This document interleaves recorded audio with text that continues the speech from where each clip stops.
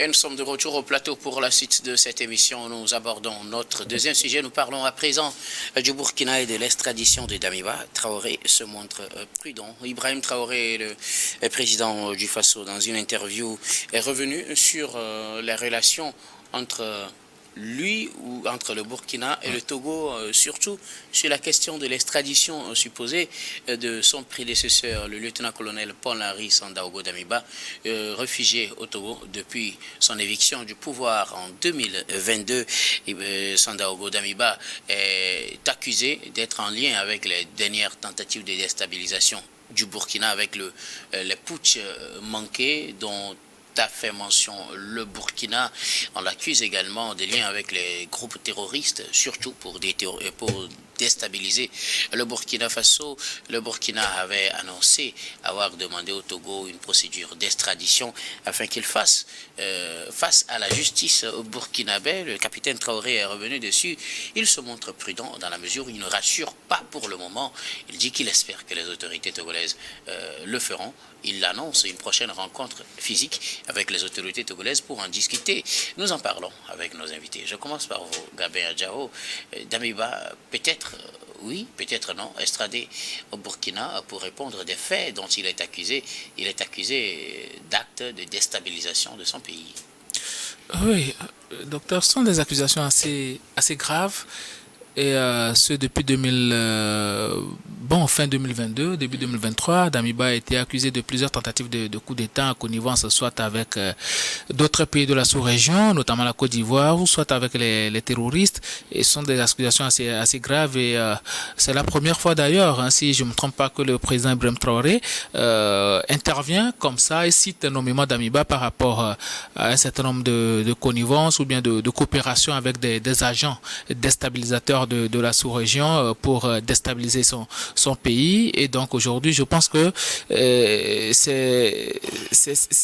je ne sais même pas comment arriver à expliquer cela, parce que quand je me rappelle très bien Damiba, il a été exfiltré vers le Togo et je ne sais pas si jusqu'à ce jour il a pu avoir le statut d'exilé politique au Togo, je ne le sais pas trop, mais quoi qu'il en soit, un pays aussi sérieux comme le Togo ne peut pas recevoir un homme de ce Kabila et peut ne pas lui accorder un statut d'exilé politique. Et après, je sais qu'aussi... Traoré l'a dit aux premières heures de leur gouvernance, ils n'ont pas voulu s'en prendre à un ancien président. Ils ont accepté qu'il reste au Togo. Donc je pense qu'il a tous les statuts officiels qui, en accord bien sûr avec le Burkina, afin de résider tranquillement au Togo en tant qu'exilé politique. Voilà, donc puisqu'il n'y a pas une communication officielle de la part du Togo, c'est pourquoi je suis en train de me poser la question. Merci de me rassurer. Et donc aujourd'hui, vous savez, Damiba, quand il a été exfiltré du Burkina Faso, ses avoirs aussi ont été gelés. Et il a été radié des effectifs militaires aussi. Donc aujourd'hui, quand on parle de coup d'État, il faut quand même... on sait très bien que dans ce genre d'affaires, c'est beaucoup d'argent qui circule. Alors il trouve où les moyens pour essayer de soudoyer des agents, parce que quand j'ai suivi la RTB, les gens qui sont intervenus, ce sont des militaires, ce sont des regradés, des gens qui peut-être ont été soudoyés forcément. Et donc, comment il arrive à trouver ces moyens-là pour soudoyer ces gens? On parle d'opérateurs économiques et tout. On parle d'un soutien financier venu de certaines personnes de la Côte d'Ivoire aussi. Oui, mais jusqu'à présent, ce ne sont pas des éléments assez forts pour qu'un État accepte d'extrader un exilé politique. Parce que ça ne concerne pas que le Togo, c'est aussi la sous-région et même toute la communauté internationale qui suit le cas d'Amiba. Et donc aujourd'hui, je me dis que cette déclaration du Burkina Faso, on a aussi accusé en sourdine le Togo, si je peux le dire ainsi. On a aussi, parce que le monsieur il réside au Togo, et donc en tant que quelqu'un qui réside au Togo, le Togo doit être en mesure de surveiller ses faits et gestes. Comment se fait-il que il arrive à communiquer facilement avec ces gens-là? Comment se fait-il que des militaires ou bien je ne sais pas trop arrivent à lui rendre visite dans son lieu de résidence comme ça, tenir des réunions sans aucune surveillance, et que le monsieur arrive à communiquer avec d'autres présidents de la sous-région? Je pense que Damiba aujourd'hui, peut-être qu'il est en train de payer son penchant avec l'ancien président du Burkina Faso, Blaise Compaoré. Et donc, quand il parle de Blaise Compaoré, parle d'Alassane Dramane Ouattara, et donc on peut dire que il est en connivence avec ces gens-là pour déstabiliser le pays, parce que n'oublions pas que Damiba, bon, l'objectif était de venir restaurer la sécurité au Burkina Faso, mais quand il est venu, il était venu avec d'autres approches. Et ces approches-là, c'était de discuter avec les terroristes.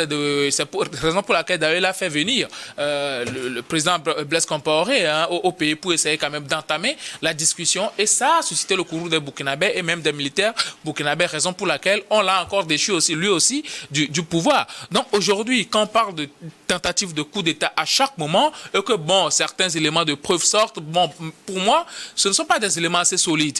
Encore que, même si ce sont des éléments assez solides, est-ce que ça permet aujourd'hui d'extrader Damiba vers le Burkina Faso? Est-ce que les conditions pour un procès équitable sont réunies aujourd'hui pour que ce monsieur-là puisse bénéficier d'un procès équitable? Parce que n'oublions pas que ce sont les gens qui l'ont destitué du pouvoir qui sont encore au pouvoir aujourd'hui.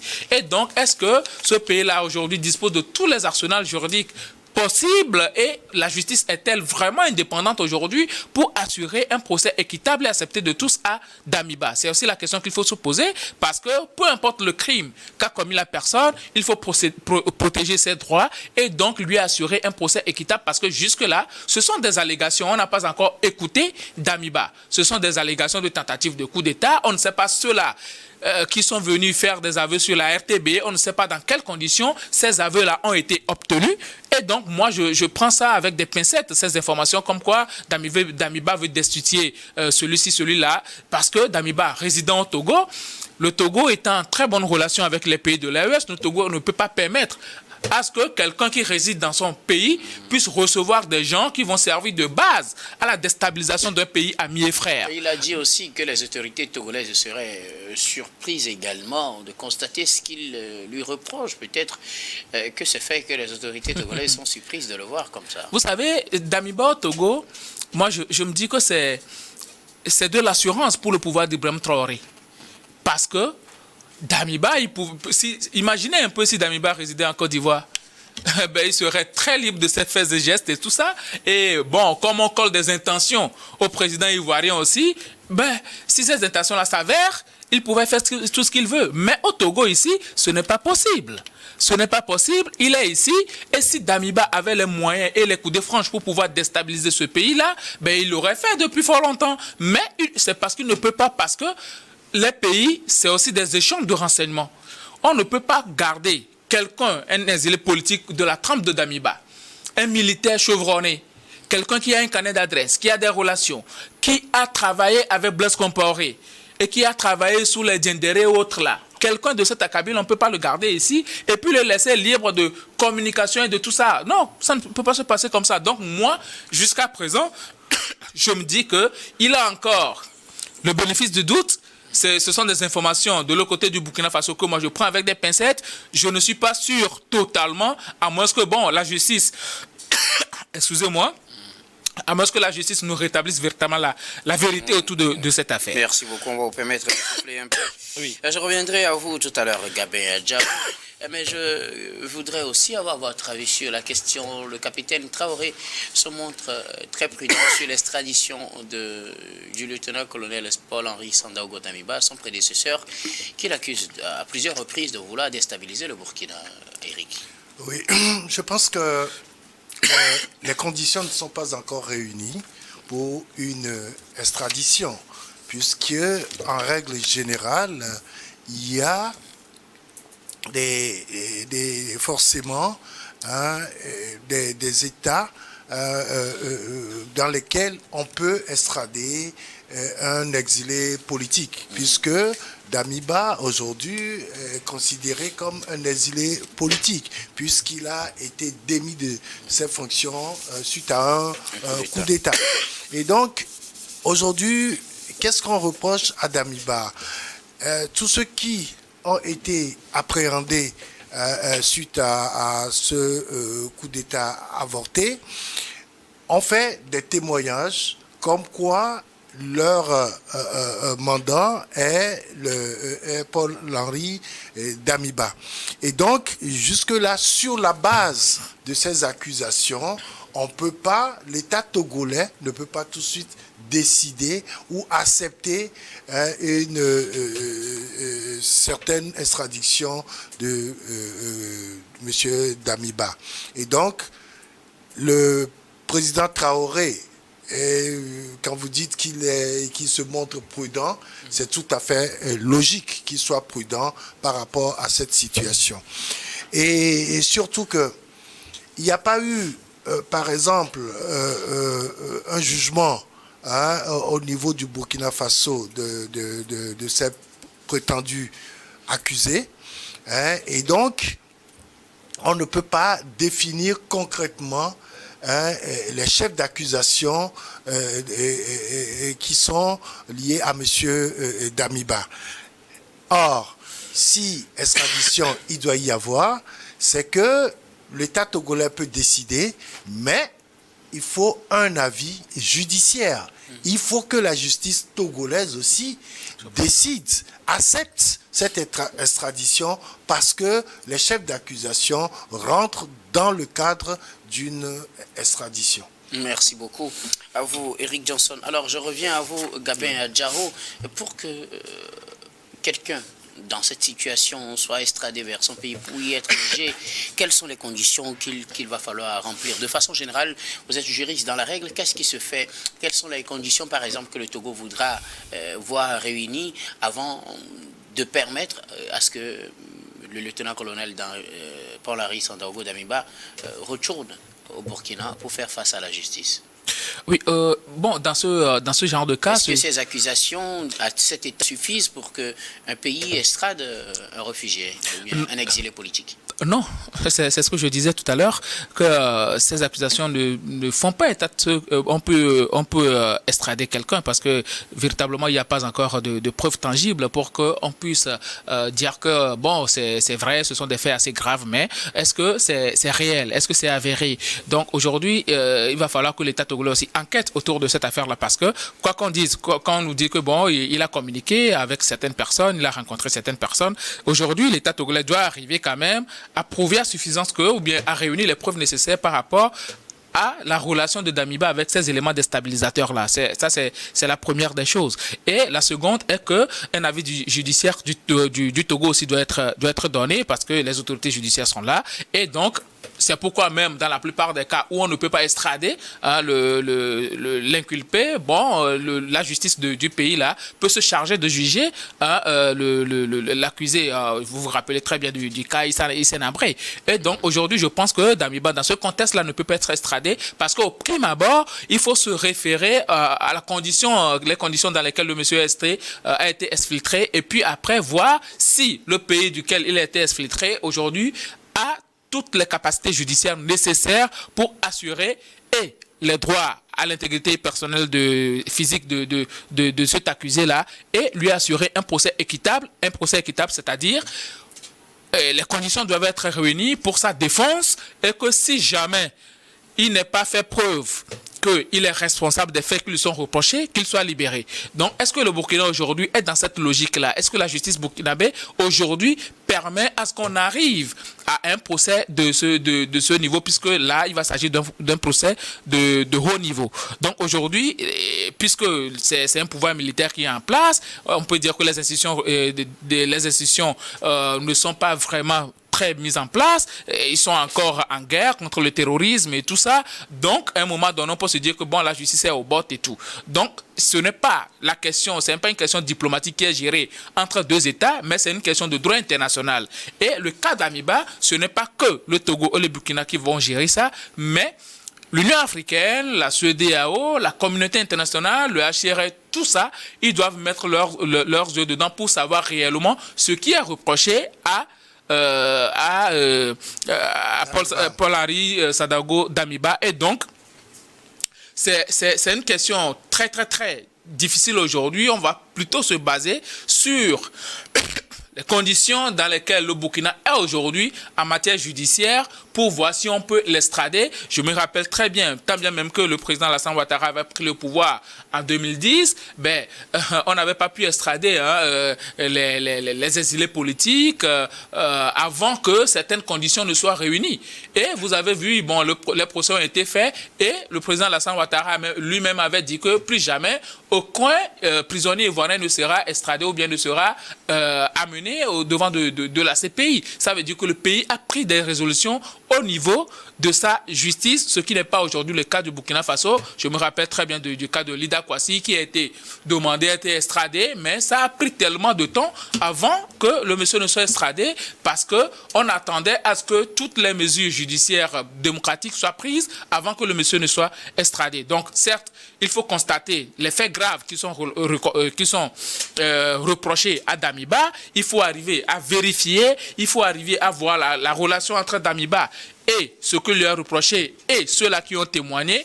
Et là, on peut examiner les conditions peut-être dans lesquelles on peut l'extrader si le Burkina arrive à réunir les conditions nécessaires pour son jugement. Dans le cas contraire, si le pays d'accueil de Damiba juge que bon, voilà, on a vu qu'un certain nombre de choses sont avérées, le pays là peut décider en toute relation stricte avec le Burkina Faso de juger le détenu ici, l'accusé ici, puisque les conditions au niveau du Burkina Faso ne sont pas encore réunies. Quand vous parlez de conditions à réunir au niveau du Burkina Faso, essentiellement, c'est quelles conditions? Ce sont les conditions judiciaires. C'est-à-dire? Si le parquet aujourd'hui les coups de franche, parce que déjà on voit celui qui est au pouvoir, parce que quoi qu'on dise, c'est un pouvoir militaire, et donc un pouvoir militaire sur le plan international on le considère comme un pouvoir non réglementaire, vous voyez, et donc jusqu'à ce que les élections ne soient organisées, on ne peut pas extrader un accusé vers ce pays-là. Qui est aussi un militaire. Qui est aussi un militaire. D'autant plus que c'est celui-là qui l'a destitué du pouvoir, qui est au pouvoir aujourd'hui. Donc, ce n'est pas bien c'est comme si, bon, vous l'envoyez à l'abattoir, en fait. Et ce n'est pas responsable de la part du pays d'accueil. Bon, si le Burkina... Même si les faits qu'on lui reproche sont avérés, ce sera difficile qu'il soit extradé. Même si les faits qu'on lui reproche sont avérés, on ne pourra pas l'extrader si le pays d'accueil et les institutions internationales de défense des droits de l'homme voient que les conditions de l'autre côté du Burkina Faso ne sont pas réunies pour lui assurer un procès équitable. C'est-à-dire un procès équitable où voilà. Ce ne sera pas comme une chasse aux sorcières. Voilà. Eric Johnson, quelles conditions, bon, peut-être que vous partagez ce que Gabin a dit, peut-être que non, quelles conditions le Togo peut-être voudrait-il voir réunies au Burkina avant d'extrader le lieutenant-colonel Damiba si les faits qui lui sont reprochés s'avéraient?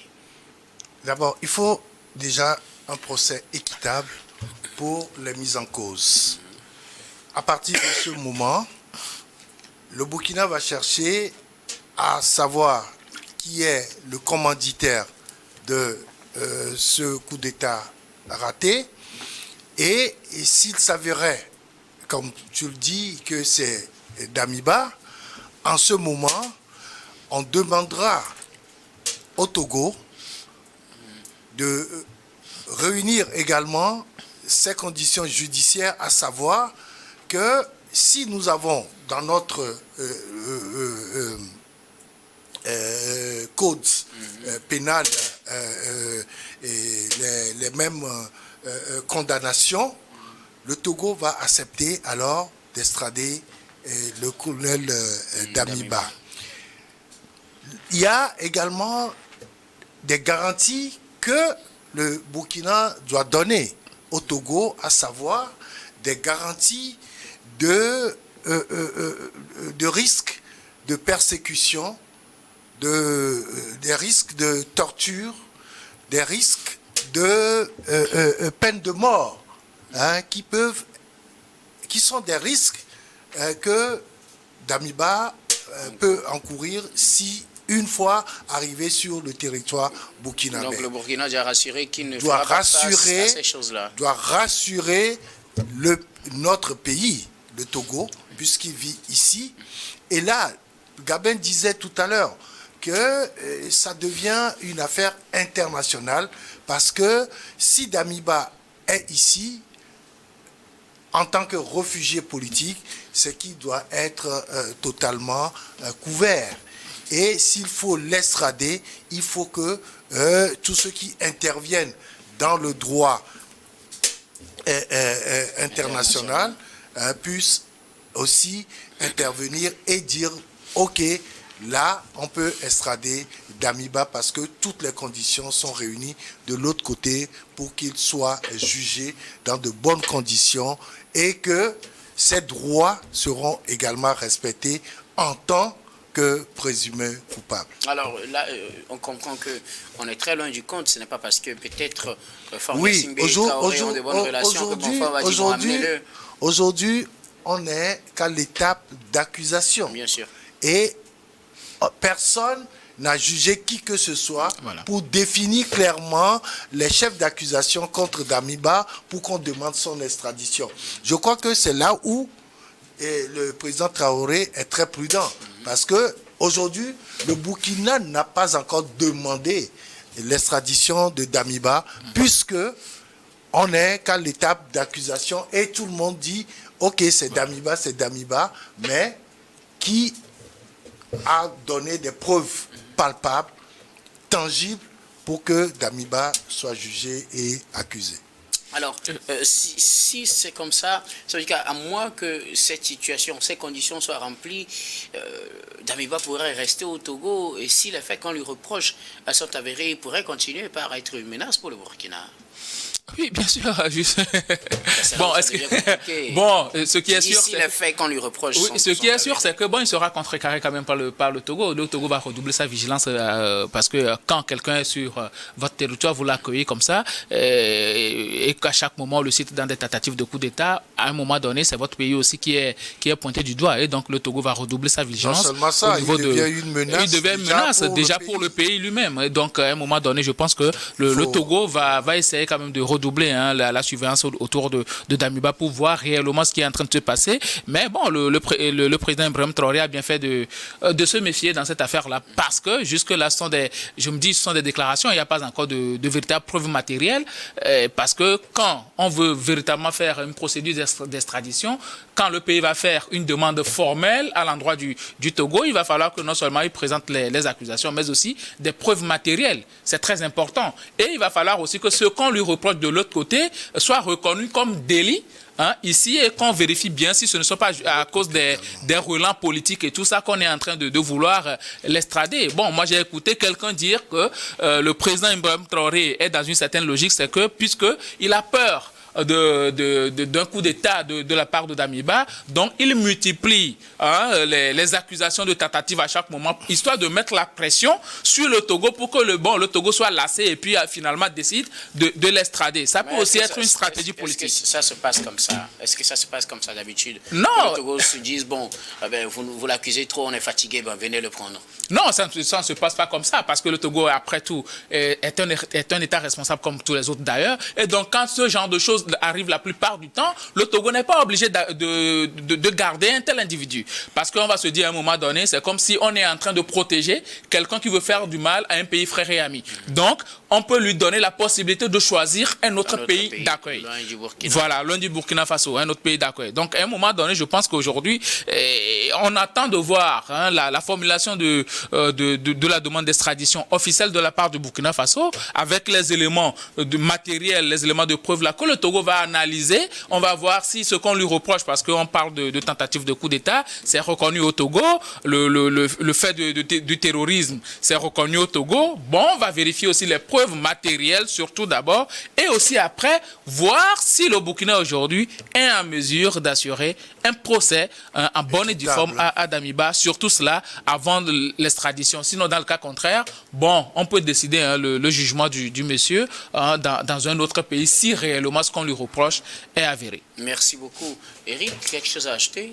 Non, juste dire que nous sommes toujours à l'étape d'accusation.